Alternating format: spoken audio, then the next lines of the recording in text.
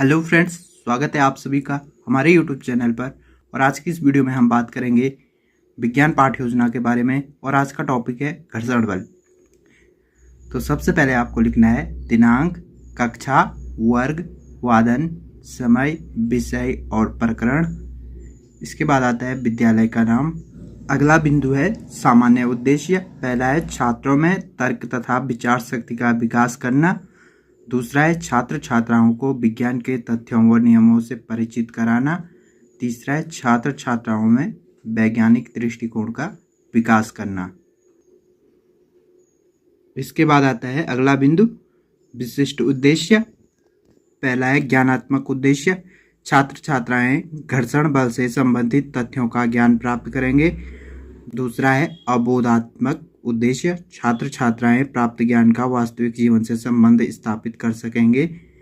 तीसरा है अनुप्रयोगात्मक उद्देश्य। छात्र छात्राएं प्राप्त ज्ञान का प्रयोग दैनिक जीवन में करेंगे। अगला बिंदु है सहायक सामग्री, चौक, डस्टर, चार्ट आदि। इसके बाद अगला बिंदु आता है पूर्व ज्ञान। छात्र छात्राएं घर्षण बल के विषय में सामान्य जानकारी रखते हैं। अगला बिंदु है प्रस्तावना प्रश्न। इसके लिए आपको पेज को दो भागों में बांटना है। एक तरफ छात्र अध्यापक क्रिया लिखनी है, दूसरी तरफ छात्र प्रतिक्रिया। तो पहला प्रश्न है यातायात के साधनों के नाम बताइए।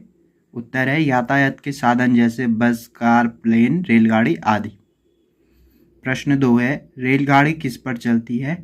उत्तर है रेलगाड़ी पटरी पर चलती है। प्रश्न 3 है रेलगाड़ी और पटरी के बीच कौन सा बल लगता है। उत्तर है रेलगाड़ी और पटरी के बीच घर्षण बल लगता है। प्रश्न 4 घर्षण बल से आप क्या समझते हो। यह हमारा समस्यात्मक प्रश्न है। इसके बाद आता है उद्देश्य कथन।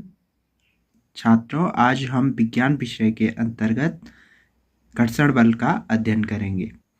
अगला बिंदु है प्रस्तुतिकरण। इसके लिए पेज को 7 कॉलम में बांटना है। सबसे पहले लिखना है क्रम संख्या, उसके बाद शिक्षण बिंदु, उसके बाद अपेक्षित व्यवहार परिवर्तन, उसके बाद शिक्षण अधिगम परिस्थितियाँ। इसको दो भागों में बांटना है। एक तरफ छात्र अध्यापक क्रिया, दूसरी तरफ छात्र प्रतिक्रिया। अगले कॉलम में शिक्षण विधि और आखिरी कॉलम में मूल्यांकन। तो पहला शिक्षण बिंदु है घर्षण बल। अपेक्षित व्यवहार परिवर्तन में आएगा छात्र छात्राएं पूर्व ज्ञान का प्रत्यास्मरण कर सकेंगे। इसके बाद आता है विकासात्मक प्रश्न। पहला प्रश्न है किसी वस्तु को एक स्थान से दूसरे स्थान तक ले जाने के लिए क्या करना पड़ेगा। उत्तर है वस्तु को एक स्थान से दूसरे स्थान तक ले जाने के लिए बल लगाना पड़ेगा। प्रश्न 2 है घर्षण किसे कहते हैं। छात्र प्रतिक्रिया में आएगा अस्पष्ट उत्तर। शिक्षण विधि है प्रश्नोत्तर विधि। इसके बाद आता है छात्र अध्यापक कथन। संपर्क में रखी दो वस्तुओं के मध्य एक बल कार्य करता है जो वस्तु की गति का विरोध करता है। यह घर्षण बल कहलाता है। घर्षण बल की दिशा सदैव वस्तु की गति की दिशा के विपरीत होती है। घर्षण बल उनके संपर्क क्षेत्रफल पर निर्भर नहीं करता है। यह केवल सतहों की प्रकृति एवं वस्तु के भार पर निर्भर करता है। अपेक्षित व्यवहार परिवर्तन में आएगा छात्र छात्राएं नवीन ज्ञान प्राप्त करेंगे। छात्र प्रतिक्रिया में आएगा छात्र छात्राएं ध्यानपूर्वक सुनेंगे व समझेंगे।